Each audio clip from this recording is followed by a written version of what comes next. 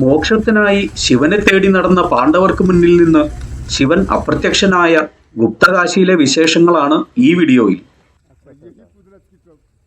ഇവിടെ അപ്രത്യക്ഷനായ ശിവൻ പിന്നീട് 5 സ്ഥലങ്ങളിൽ പ്രത്യക്ഷനായി, അത് പഞ്ചകേദാരങ്ങളുമായി. ഒരു തരത്തിൽ പറഞ്ഞാൽ പഞ്ചകേദാരങ്ങളുടെ ഉദ്ഭവം തന്നെ ഈ സ്ഥലത്തു നിന്നാണ്. പാർവതി പരമേശ്വരന്മാരുടെ വിവാഹം നടന്ന ത്രിയുഗി നാരായൺ ക്ഷേത്ര ദർശനം ഭംഗിയായി കഴിഞ്ഞു. കേദാർനാഥ് റൂട്ടിൽ സോൻപ്രയാഗിൽ നിന്നും 14 കിലോമീറ്റർ അകലെയാണിത്. പർവ്വതരാജനായ ഹിമവാന്റെ തലസ്ഥാന നഗരിയും ഇതുതന്നെയായിരുന്നു. ത്രിയുഗി നാരായൺ ക്ഷേത്ര ദർശനം കഴിഞ്ഞ് സോൻപ്രയാഗിൽ നിന്നും 5 കിലോമീറ്റർ അകലെയായുള്ള ഗൗരികുണ്ടും സന്ദർശിച്ചു. പരമശിവനെ ഭർത്താവായി ലഭിക്കാൻ പാർവതി ദേവി കഠിന തപസ് അനുഷ്ഠിച്ച സ്ഥലമാണ് ഗൗരികുണ്ട്. ഗണപതിയെ പാർവതി സൃഷ്ടിക്കുന്നതും ഇവിടെ തന്നെയാണ്. ഈ 2 സ്ഥലങ്ങളുടെയും വീഡിയോകളുടെ ലിങ്ക് ഡിസ്ക്രിപ്ഷനിൽ കൊടുക്കുന്നുണ്ട്. കാണാത്തവർക്ക് അത് കാണാവുന്നതാണ്. ഗൗരികുണ്ടിലേക്കുള്ള യാത്രയിൽ നടന്നുകൊണ്ടിരുന്ന പാറ നീക്കാനുള്ള പണികൾ ഇതുവരെ തീർന്നിട്ടില്ല. എല്ലാ വർഷവും ഇത്തരം പ്രവർത്തികൾ നടന്നുകൊണ്ടേയിരിക്കുന്നു. മഴക്കാലം ഹിമാലയത്തിൽ എപ്പോഴും മണ്ണിടിച്ചിലിനും വെള്ളപ്പൊക്കത്തിനുമൊക്കെ കാരണമാകുന്നു. അരമണിക്കൂറിലധികം സമയം കാത്തുനിന്ന് വഴി അല്പം ഒഴിവായി കിട്ടിയാണ് യാത്ര തുടർന്നത്. അല്പം കഴിഞ്ഞപ്പോൾ ഇവിടെ ഇങ്ങനൊരു കവാടം കാണാം. റോഡിനോട് ചേർന്ന് ടൈലുകൾ പാകിയ ഒരു ഭാഗത്തിന്റെ അതിരിലാണ് ഇതുള്ളത്. കാളിമഠിലേക്കുള്ള കാൽനടയാത്ര മാർഗമാണ്. വഴി എന്നൊന്നും പറയാനില്ല. തികച്ചും കുത്തനെയുള്ള ഇറക്കവും പിന്നീട് കയറ്റവുമൊക്കെയുള്ള കാനനപാതയാണ്. ഇപ്പോൾ ആരും ഈ മാർഗം സ്വീകരിക്കുന്നില്ല. റോഡ് മാർഗം മറ്റൊരു വഴിയുമുണ്ട്.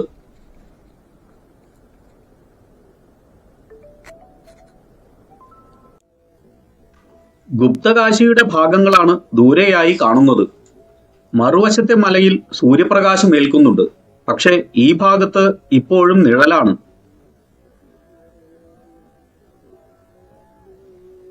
നല്ല കാറ്റ് വീശുന്നുണ്ട്, ഒപ്പം നല്ല തണുപ്പും.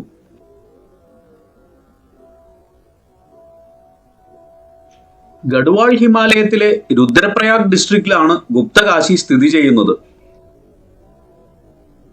സമുദ്രനിരപ്പിൽ നിന്നും 1319 മീറ്റർ മാത്രമേ ഇവിടെ ഉയരമുള്ളൂ. 2011 സെൻസസ് പ്രകാരം 1130 പേരടങ്ങുന്ന 277 കുടുംബങ്ങളാണ് ഗുപ്തകാശിയിൽ ഉണ്ടായിരുന്നത്. മന്ദാകിനി നദീതീരത്താണ് ഈ ഹിമാലയൻ ഗ്രാമമുള്ളത്. എല്ലാ ഹിമാലയൻ ഗ്രാമങ്ങളെയും പോലെ കൃഷിയും കാലിവളർത്തലുമാണ് പ്രധാന വരുമാന മാർഗങ്ങൾ. പിന്നെ ചാർധാം സീസൺ ആയാൽ ഹോം സ്റ്റേകളും ചെറിയ ഹോട്ടലുകളുമെല്ലാം ധാരാളമായി പ്രവർത്തിക്കും. ടൂറിസം, പ്രത്യേകിച്ചും ചാർധാം യാത്ര, ഗുപ്തകാശിക്ക് നല്ല വരുമാന മാർഗം തന്നെയാണ്. ചാർധാം യാത്ര നടത്തുന്നവർ ഇവിടെയുള്ള ഗുപ്തകാശി വിശ്വനാഥ ക്ഷേത്രം സന്ദർശിക്കാതെ മടങ്ങാറില്ല.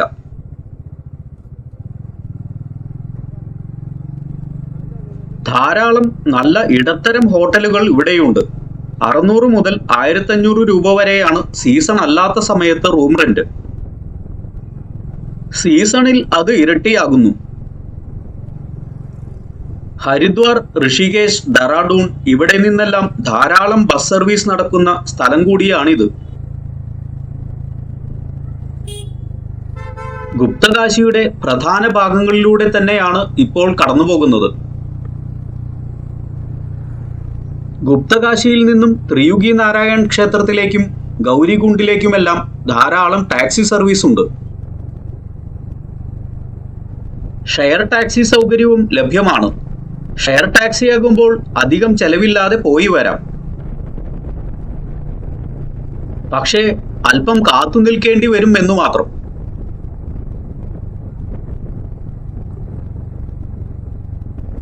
ഈ ഹൈവേ ഇവിടെ നിന്നും ഇടതു തിരിഞ്ഞു പോകുന്നത് രുദ്രപ്രയാഗിലേക്കാണ്. വിശ്വനാഥ ക്ഷേത്രത്തിലേക്ക് നേരെ കാണുന്ന വഴിയെയാണ് പോകേണ്ടത്. ഗൂഗിൾ മാപ്പ് വർക്ക് ചെയ്യുന്ന സ്ഥലമാണ്, പക്ഷേ പെട്ടെന്ന് ബാറ്ററി ഡൗൺ ആകുമെന്നതിനാൽ അത് ഉപയോഗിച്ചിട്ടില്ല. ഗുപ്തകാശിയുടെ ജനവാസ മേഖലയിലേക്കാണ് ഈ വഴി പോകുന്നത്. ഹിമാലയത്തിലെ പ്രധാന പട്ടണങ്ങളെല്ലാം ഇപ്പോൾ ജനങ്ങൾ തിങ്ങിപ്പാർക്കുന്ന കെട്ടിടങ്ങൾ നിറഞ്ഞ ഇടങ്ങളായി മാറിയിരിക്കുന്നു.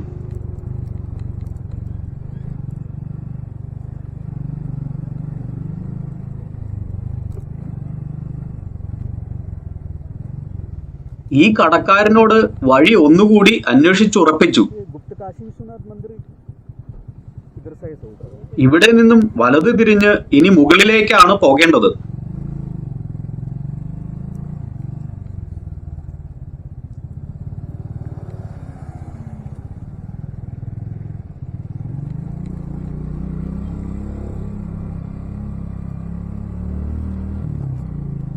കുട്ടികൾക്കായുള്ള ഒരു കളിസ്ഥലവും ഓപ്പൺ ജിമ്മുമാണ് വലതുവശത്ത്.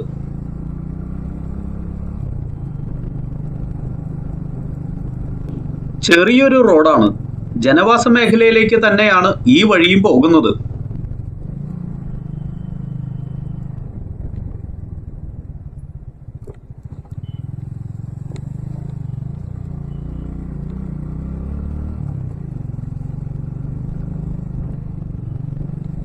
വേസ്റ്റുകൾ കൂട്ടിയിട്ട് കത്തിക്കുകയാണ് റോഡരികിൽ. എല്ലായിടത്തും പ്ലാസ്റ്റിക് ഒരു പ്രശ്നക്കാരനായി മാറുന്നു. പുതിയൊരു വീടിന്റെ പണി നടന്നുകൊണ്ടിരിക്കുന്നു. തട്ടുതട്ടായ കൃഷിസ്ഥലങ്ങളാണ് ഇടതുവശത്ത് മുകളിൽ. താരതമ്യേന നല്ല വീടുകളാണ് ഈ ഭാഗങ്ങളിൽ. ഒറ്റപ്പെട്ട വീടുകൾ കൂടാതെ വരിവരിയായി 2-3 നിലകളിലായുള്ള വീടുകളുമുണ്ട്. വാഹനങ്ങളെല്ലാം റോഡിൽ തന്നെയാണ് പാർക്ക് ചെയ്തിരിക്കുന്നത്. തടി കൊണ്ടുള്ള ചില പഴയ വീടുകളും ഇവയ്ക്കിടയിലുണ്ട്. പണ്ട് ഹിമാലയ ഗ്രാമങ്ങളിലുള്ളവർ അവിടെ തന്നെ കൃഷിയും കാലിവളർത്തലും മറ്റുമായി പുറം ലോകവുമായി അധികം ബന്ധമില്ലാതെയായിരുന്നു കഴിഞ്ഞിരുന്നത്. ഇന്ന് സ്ഥിതിയാകെ മാറി. പുതിയ തലമുറ ഡൽഹി, ബോംബെ, ഡെറാഡൂൺ എന്നിവിടങ്ങളിൽ ജോലി ചെയ്യുന്നവരും ബിസിനസ്സുകാരുമാണ്. വിദേശങ്ങളിലേക്ക് ചേക്കേറുന്നവരും കുറവല്ല. ഈ മാറ്റങ്ങൾ ഗ്രാമപ്രദേശങ്ങളെയും അപ്പാടെ മാറ്റിയിരിക്കുന്നു. എത്തിയിരിക്കുന്നത് ഒരു പാർക്കിംഗ് ഏരിയയിലേക്കാണ്. ക്ഷേത്രത്തിന് തൊട്ടു പുറകിലായാണ് ഈ പാർക്കിംഗ്. ക്ഷേത്രത്തിലേക്കുള്ള പ്രവേശനം ഈ കവാടത്തിലൂടെയാണ്.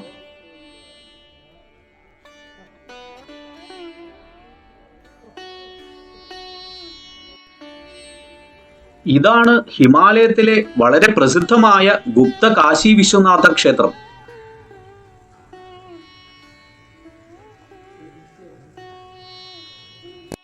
ഭീഷണമായ മഹാഭാരത യുദ്ധം. അതിൽ 80% പുരുഷന്മാരാണ് ഭാരതവർഷത്തിൽ മരിച്ചു വീണത്. 36 വർഷങ്ങൾ മാത്രമാണ് പിന്നീട് യുധിഷ്ഠിരൻ മഹാരാജാവായി ഹസ്തിനപുരി വാണത്. ശ്രീകൃഷ്ണന്റെ ദേഹത്യാഗത്തോടെയാണ് പാണ്ഡവർക്ക് തങ്ങളുടെ കർമ്മങ്ങളിൽ വിരക്തി തോന്നി തുടങ്ങുന്നത്.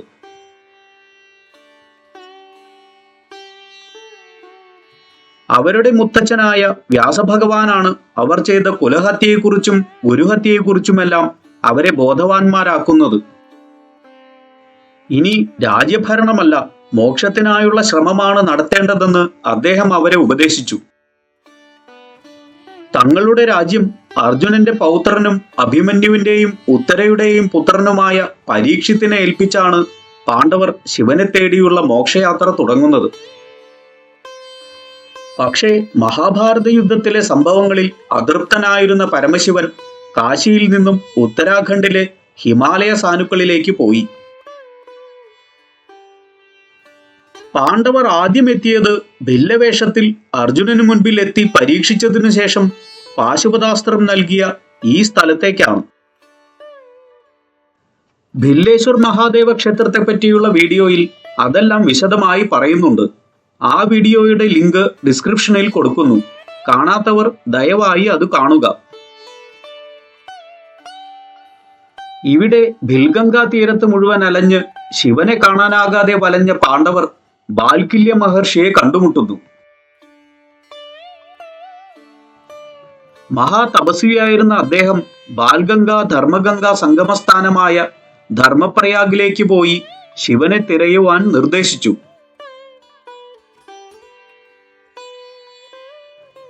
തുടർന്ന് പാണ്ഡവർ ഇവിടെ ഒരു ക്ഷേത്രം പണിത് കുറച്ചുകാലം ശിവാരാധനയുമായി കഴിഞ്ഞു. ആ ക്ഷേത്രം ഇന്ന് പല മാറ്റങ്ങൾക്കും ശേഷം ഈ നിലയിലാണ് കാണപ്പെടുന്നത്.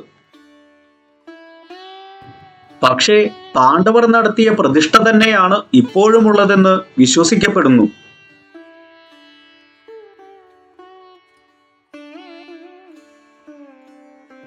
ബാൽകില്യ മഹർഷിയുടെ നിർദ്ദേശമനുസരിച്ച് പ്രഥം കേദാർ എന്നറിയപ്പെടുന്ന ഭില്ലേശ്വര പ്രദേശത്തു നിന്നും പാണ്ഡവർ ധർമ്മപ്രയാഗ് ലക്ഷ്യമാക്കി യാത്ര തുടർന്നു. ലക്ഷ്യം ഒന്നു മാത്രം, പരമശിവനെ കണ്ടെത്തണം, ചെയ്ത പാപകർമ്മങ്ങളിൽ നിന്നും മോക്ഷം ലഭിക്കണം. അങ്ങനെ ധർമ്മപ്രയാഗിൽ ഈ പ്രദേശത്തെത്തിയ പാണ്ഡവർ മരണാസന്നനായ ഒരു പടുവൃദ്ധനെയാണ് കാണുന്നത്. അവർ വൃദ്ധനെ മറികടന്ന് നടക്കുമ്പോൾ സംശയം തോന്നിയ ഭീമൻ വൃദ്ധനടുത്തേക്ക് തിരിച്ചു നടന്നു. ആ ക്ഷണം വൃദ്ധൻ അപ്രത്യക്ഷനായി. തൽസ്ഥാനത്ത് ഒരു കല്ലാണ് പ്രകടമായത്. അത് മഹാദേവനായിരുന്നു എന്ന് തിരിച്ചറിഞ്ഞ പാണ്ഡവർ ആ കല്ലിനെ പ്രതിഷ്ഠയാക്കി ഒരു ക്ഷേത്രം പണിതു. പരമശിവൻ വൃദ്ധനായി പ്രത്യക്ഷനായതിനാൽ ഈ സ്ഥലം ബൂഡാകേദാർ എന്ന് പിന്നീട് അറിയപ്പെടാൻ തുടങ്ങി. ഇതാണ് ബാൽഗംഗ ധർമ്മഗംഗ നദികളുടെ സംഗമസ്ഥാനമായ ധർമ്മപ്രയാഗിലെ ബൂഡാകേദാർ ക്ഷേത്രം. ഈ ക്ഷേത്രത്തെ പറ്റിയുള്ള വിശദമായ വീഡിയോയുടെ ലിങ്കും ഡിസ്ക്രിപ്ഷനിൽ കൊടുക്കുന്നുണ്ട്. കണ്ടിട്ടില്ലാത്തവർക്ക് അത് കാണാവുന്നതാണ്. വൃദ്ധനായ പരമശിവന്റെ സ്ഥാനത്ത് പ്രകടമായ ഈ ശിലയാണ് ക്ഷേത്രത്തിലെ പ്രതിഷ്ഠ. അപ്രത്യക്ഷനായ പരമശിവൻ നന്ദിയുടെ രൂപം ധരിച്ച് ഈ സ്ഥലത്ത് എത്തിച്ചേർന്നു. പിന്നാലെ അന്വേഷിച്ചലഞ്ഞ പാണ്ഡവരും ഇവിടേക്കെത്തി.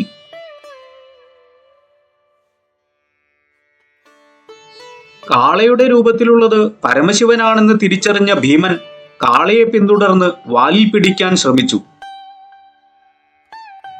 ഒരു വിടവിലൂടെ കാള ഇവിടെ മണ്ണിനടിയിലേക്ക് അപ്രത്യക്ഷമായി. പിന്നീട് ഹിമാലയത്തിൽ തന്നെ 5 സ്ഥലങ്ങളിലായി കാളയുടെ ഭാഗങ്ങൾ പ്രകടമായി. അത് പഞ്ചകേദാരങ്ങളുമായി മാറി. അങ്ങനെ ശിവൻ ഗുപ്തനായ, അതായത് അപ്രത്യക്ഷനായ ഈ സ്ഥലം ഗുപ്തകാശി എന്ന പേരിൽ പ്രസിദ്ധമായി. പാണ്ഡവർ തന്നെയാണ് ഇവിടെയും ക്ഷേത്രത്തിന്റെ പ്രഥമ രൂപം നിർമ്മിച്ചത്.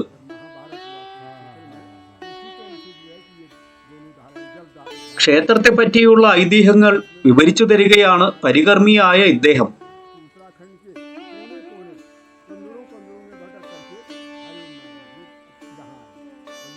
മണികർണിക കുണ്ടെന്നാണ് ഈ ജലാശയത്തിന്റെ പേര്. കാശിയിൽ മണികർണിക ഘാട്ട് എന്നാണ് നദീതീരത്തിന്റെ പേര്. ഇവിടെ ഗുപ്തകാശിയിൽ ഈ ജലാശയം മണികർണിക കുണ്ടും. വലതുവശത്തായി പശുവിന്റെ മുഖത്തു നിന്നും വരുന്നത് യമുനയും ഇടത് ആനയുടെ തുമ്പിക്കൈയിൽ നിന്നും വരുന്നത് ഗംഗയും എന്നാണ് സങ്കല്പം.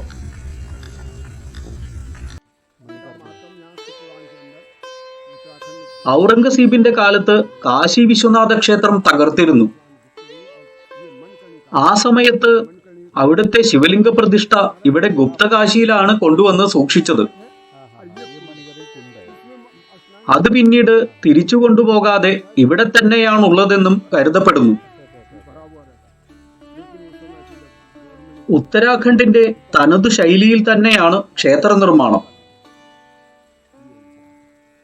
പ്രധാന പ്രതിഷ്ഠയായ ശിവലിംഗം കൂടാതെ ഒരു അർദ്ധനാരീശ്വര പ്രതിഷ്ഠയും ഇവിടെയുണ്ട്.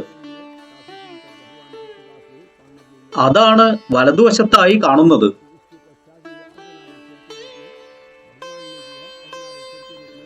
അതിനുമപ്പുറം ഭൈരവനായി ഒരു പുതിയ ക്ഷേത്രവും പണിതു വരുന്നു.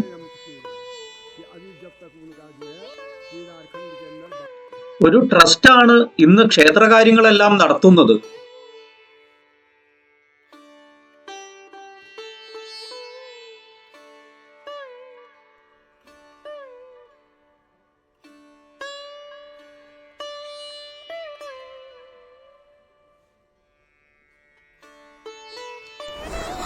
ब्रह्मणि कमलेन्द्र स्वामी वदना माहेश्वरी लीलियां कुमारी रूपदर्शनास्करी चक्रायुधादर्शनी बाराही गुणगोरमुखी चंद्री चक्रजायुधा चामुंडा गणनाथ रुद्र सहिता और रक्षन्तु मे माता मातंगी भुवनेश्वरी जोगला धूमावती भैरवी तारा छिन्न स्वरूपधरा भगवती श्यामा रमा सुंदरी धातुन्नम प्रवन्ति वत्सरम यस्या प्रसादामिदं त्वं वन्दे शिवरूपिणीं निजगुरु सर्वार्थ सिद्धिदा या स्वयं सुकृतनाम भुवनेश लक्ष्मी पापात्मनाम कृतधिया हृदयेषु बुद्धि सदा शतां कुलजनम प्रमोस्य लज्जां त्वं त्वं नता परिपालय देवी विष्णु।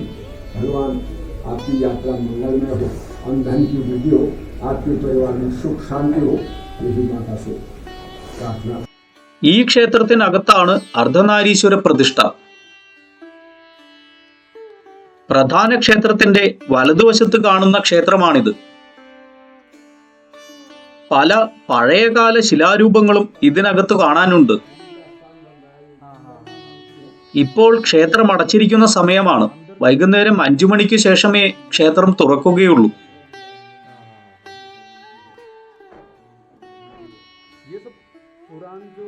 ഇവിടെ ക്ഷേത്രങ്ങളിലെ പൂജാരിമാർ വളരെ സൗഹാർദ്ദപരമായാണ് നമ്മളോടൊക്കെ പെരുമാറുന്നത്.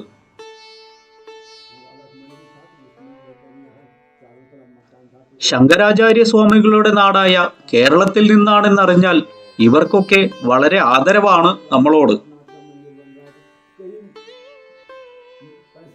പക്ഷേ തന്റെ നാട്ടിൽ സ്വീകാര്യനല്ലാഞ്ഞ ആചാര്യന്റെ മഹത്വം തിരിച്ചറിഞ്ഞത് മറ്റു ദേശക്കാരാണ്.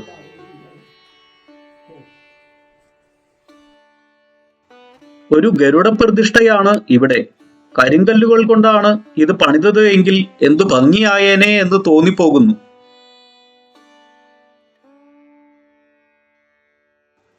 പുനരുദ്ധാരണത്തിൽ ക്ഷേത്രങ്ങളുടെ പൗരാണികത എവിടെയോ നഷ്ടമാകുന്നു.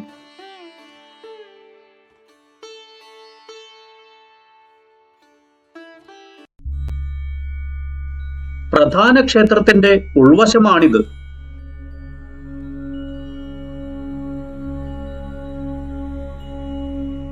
ഗഡ്വാൾ രാജാക്കന്മാർ പുതുക്കി പണിതതാണ് ഈ കാണുന്ന ക്ഷേത്രം.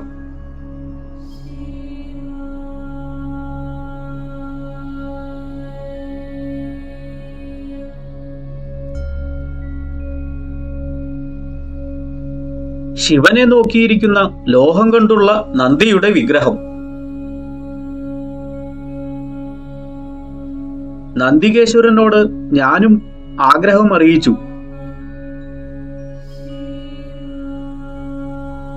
ലോകാ സമസ്ത സുഖിനോ ഭവന്തു.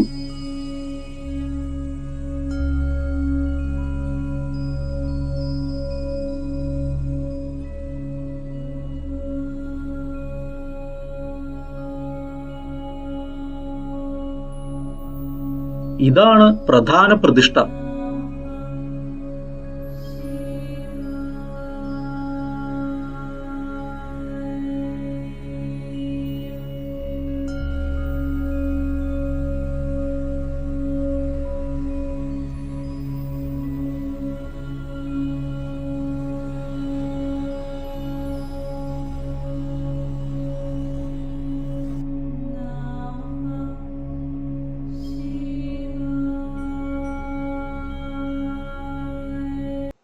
ഏതു സ്ഥലത്തു ചെന്നാലും ആ സ്ഥലം പണ്ട് എങ്ങനെയായിരുന്നിരിക്കുമെന്ന് ഞാൻ എപ്പോഴും മനസ്സിൽ കാണാൻ ശ്രമിക്കാറുണ്ട്.